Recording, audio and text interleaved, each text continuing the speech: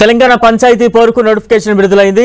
ఆయా జిల్లాల్లో కలెక్టర్లు నోటిఫికేషన్లు రిలీజ్ చేశారు. మొదటి విడతలో భాగంగా పలువురు అభ్యర్థులు నామినేషన్లు దాఖలు చేస్తున్నారు. ఉదయం 10:30 నుంచి సాయంత్రం 5 గంటలకు నామినేషన్లను దాఖలు చేయనున్నారు. ఈ నెల 29 వరకు నామినేషన్లు స్వీకరించనున్నారు.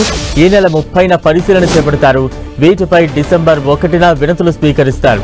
డిసెంబర్ 2న పరిష్కారం చేసి 3న నామినేషన్ల ఉపసంహరణకు గడువిస్తారు. అదే రోజు అభ్యర్థుల జాబితాను వెల్లడించనున్నారు. మొదటి దశ సర్పంచ్, వార్డు సభ్యుల ఎన్నికకు డిసెంబర్ 11న పోలింగ్ జరగనుంది. అదే రోజు ఫలితాలు వెల్లడించనున్నారు.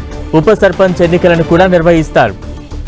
మొదటి దశలో 189 మండలాల్లోని 4236 సర్పంచ్ స్థానాలకు ఎన్నికలు జరుగుతున్నాయి. 37,440 వార్డులకు ఎన్నికలు నిర్వహించనున్నారు. సర్పంచ్ స్థానానికి నామినేషన్ వేసేవారు జనరల్ అభ్యర్థులు 2,000, ఎస్సీ, ఎస్టీ, బీసీలు 1,000 రూపాయలు డిపాజిట్ చేయాల్సి ఉంటుంది. మరింత అప్డేట్స్ అందించేందుకు మా ప్రతినిధి తిరుపతి సిద్ధంగా ఉన్నారు. చరి బలరాం, తెలంగాణలో గ్రామ పంచాయతీ ఎన్నికల పర్వం మొదలైంది.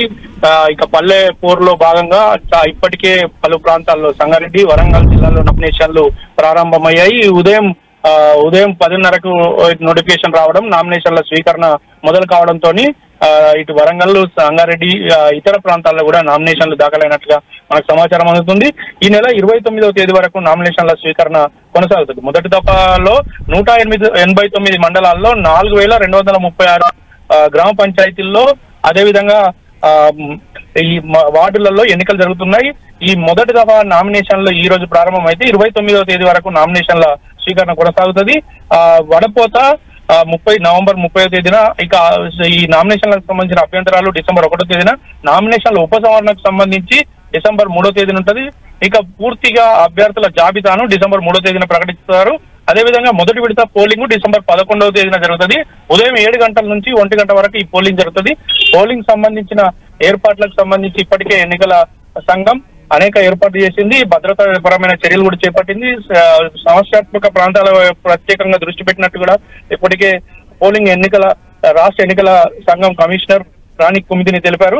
మొత్తం పోలింగ్ ముగిసిన తర్వాత 2 గంటల నుంచి కౌంటింగ్ ప్రారంభమవుతుంది. అదే రోజు ఫలితాలు ఉంటాయి. అదే రోజు ఉప సర్పంచ్ని కూడా ఎన్నుకుంటారు. మొత్తానికి ఈ ఎన్నికల నేపథ్యంలో ఇక అంతటా కూడా ఈ ప్రత్యేకంగా తనిఖీలు చేపడుతున్నారు. ఎక్కడ కూడా డబ్బు పంపిణీ లేకుండా, అదే విధంగా మద్యం పంపిణీ లేకుండా పారదర్శకంగా ఎన్నికల నిర్వహణ జరిగేలాగా ఇప్పటికే తనిఖీలు మొదలయ్యాయి. ఇక ఆయా ప్రాంతాల్లో నామినేషన్ల కోసం అభ్యర్థులు ప్రిపేర్ అవుతున్నారు. కొన్ని ప్రాంతాల్లో ఇప్పటికే నామినేషన్లు దాఖలైనట్టుగా మనకు సమాచారం అందుతుంది. మరింత సమాచారం మరికొద్దిసేపట్లో మనకు అందుబాటులోకి వస్తుంది. రైట్, థాంక్యూ చారి.